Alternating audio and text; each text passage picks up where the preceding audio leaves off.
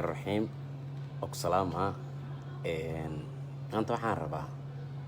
maadaama Soomaali kulligeen aanu dhibananahay xalkeena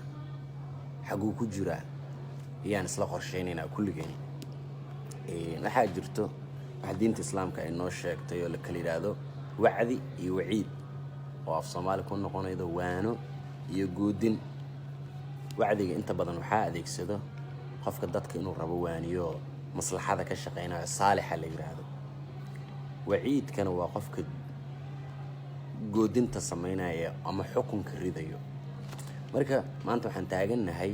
waraana dhibta aan ku jirno ma maslaxaan uga baxnaa mase xukunaan uga baxnaa laba sheekan idin sheega labada sheeka waxa ku kulmeen goodin iyo waano sheekada koowaad waxa waaye bariya xamar waxa la yiri wiil reer Muqdisho wiil kale saaxiib ahaayeen 7 xabo ku dhuftoo dilay waa la qabtay la xiray markii la xiray adu maxkamadii waalidiinta isu tageen ninka waxa lagu xukumay isna in la qasqaaso la dilo adu geeda lagu xiray maalinkii la tooga rabay iyo wiilkii dhinta hooyadii timid markaas waxay tiri waniyo kan dhintan ana dhalay midkan waxaan dhalay wax ma dhaamee waan saamaxay ruuxa la badbaadiyo adu warkii waa loo riyaa qareeri meesh joogay laakiin hadana waxa la yiri maadaama waxa reer is haysta ay ku yimaa karta hadhowti xukun maxkamadeedna oo dhaca ninkan waa la qasqaasan waa la dilaa oday meesh fadhiya markuu wuxuu nimayahow talaan idin haya wuxuu yiri maxkamadda xukunka ay riday oo dilka hal fuliyo yiri hooyadan wiilkeeda la dilina xaqeeda hal la siiyo naftanna meesha ku xiran hal badbaadiyo la dilin waxaan saddex arimo iska soo horjeedo waayeen sid isku qabadsiinay markaas wuxuu yiraahdaa talada aniga ii dhiibataan ana is qabadsiinayo haye bal sameeyaa leeyahay wuxuu ninka dilay meeqo ku dhuftay xal 7 xabo ku dhuftay markuu dilay qore aakay meeshii loo intuu qaatay oo la hor istaagay kiyo xiran iyo qasnada kala baxay 7 baalato finjishay sidii dhagaxyo kale iyo ku tuuriyay ninkiyo meesha ku xiran waa ka ninki 7 xabo ku dhufan oo yiri hooyadan 100 halaado diya ana siinayo yiri ruuxina waan badbaadinay ninka waxaan arkaynaa marka xukunkii asoon waxna u dhimin iyo maslaxa ama wuxuu qaatay wacdiga oo ahayd maslaxaynta oo xitaa diinta islaamka markii qolo qadiyad isku haysata maxkamad islaami la tago koo waxay fartaa inay soo heshiyaan dadku ay soo maslaxa soo sameeyaan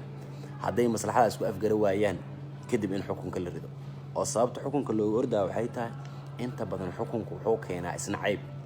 oo maanta hadii laba siyaasiyo xil u kala ordaayo aynu midna ka xukmino midna u xukmino kii laga xukmiyay balaayo ka daba shaqeynaayo soo meesha ninka uga saar lahaa ka shaqeynaa marka mar waliba xukunka waxa ka wanaagsan maslaxada sheekada labaad waxay ka dhacday Sweden waxa la yiri Soomaali dad tuulooyinka isla daga kamid ah iyo ceel isku qabsadeen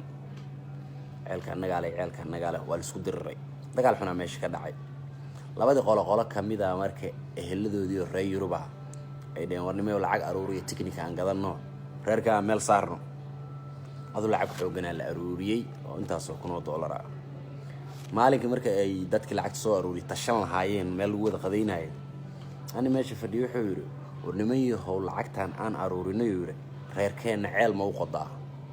markaas ay 10 ceel ay qodaa wuxuu yiri haday 10 ceel qado shanna reerkii ha loo qodo shanna reerkeena ha loo qodo hubkaani balaayadana laga daayo xukunka wuxuu ahaa inta hubka laga reerka dhigaha laga tumo oo maanta markii ninka shaarka kugu qabsada xukun hadaad fiiriso waana iska dhicidaayad waliba tooreeglida laakiin maslaxa markaad fiirido waxa laga yaabaa inaad tashaarka uga sabarto 10 shaar oo kale oo biri ku keeno marka horta markii dad muddo dagaalo iyo dhibaato soo kala dhaxmartay xalkoodu kuma jiro in xukun oo lagu kala saare maslaxa in lagu kala saare ku qodx badan tahay qof kasto bini aadana waxa la yiri labana wuu eriyadaa oo waligii soo qaban maayo labana way eriyeen oo waligii ka baxsan maayo labana way hareere ordaan adiguna waa kamid tahay anna waan kamid ah labada shay aan eryanayno aan weligan soo qabanayn waa hawiye hunguri oo maalinkaa dhalatay ilaa maanta waxaad is leedahay shaqadaa hel, hantidaa soo qabo, reerkaa dhis, ubadkaa hel, waxaasaad burineedaa mana soo qabanaysid. oo qofka xataa maalinkiisa ugu dambeeyda weli goolol kaluu leeyahay. marka labada aan eryanayno soo qaban karin waa hawada iyo hunguriga. labada eryanaydan ka baxsan karin waa gabowga iyo geerida. oo xitaa haddaad geeri ka baxsan lahayd markaad gabowday sariir ka horto geerida tartiib u soctaan ku timaado ee tartiibkaa qaadeen. haddana baashu waa aakhiru zamaano yaraan iyo qurux ayadoo la leeyahay wiil la xoogan yahay la dhimanayaa. marka si kastoon u cararno gabow iyo geeri kama baxsan karno. labadan dhinac ordayaan weligood naga harin waa raqiib iyo catiid. oo waxa midna qoraa wanaagga aad sheegtay, wanaagga aad samayso, midna wuxuu qoraa xumaanta aad sameeyay, xumaanta aad ku hadasho. marka maadaama anaga dhanba lixdaan ku dhex jirno dhibaatadii maanta dalka naga haysatayna aad arkaydo in qof kasta isku daya inuu wax wanaajiyo, waxaan arkaa inaan joogno xilliga aynu xukunka ka tagaynay aan u dhaqaaqayno dhinaca maslaxada. oo ninkii aan meel u yara dhiibanaa yaana la xukmin qaladaadkiisa qaadka oo gala xitaa aan maslaxa ka dabageyno oon maslaxayno oo wax waliba maslaxa aan ku raadino. haddaan kala fahanno farqiga u dhaxeeyo xukun iyo maslaxo waxaan fahmi karaynaa inagoonan colaad kala abuurin, inagoo qolada ama diinna barta ama cilmina bara ama hoggaan dalkii noo hayda buuq kala ku furin yaan maslaxa ka shaqay karnaa. oo maanta waxaa jira dad badan oo wax u taageero bis qof kaloo qoladaa diidan iyuu arkaa, qofkaasuu ku shidaa. innaga dhan marka waxaan noqonnay inaan wax yaroo laabla kacaa ka sheekayno waqti kasta. marka nimayo xilligii waxaan joognaa hadda uu caqliga shaqay lahaa oo aan dhihi lahayn ruux waliba maslaxaan ka dhex raadino. oo waxaan la yiraahdaa videoyadan iyo facebookan aan u adeegsano inaan wanaag inta isku sheegno, dad istoosiyo ehelnimada iyo soomaalinimada fahansan noqono, aan waxayna xallisano. maanta marka waxaan jeclahay inaan bal ka yara fikirno waano maan u baahannahay mise xukun aan u baahannahay. waa mahadsantihiin.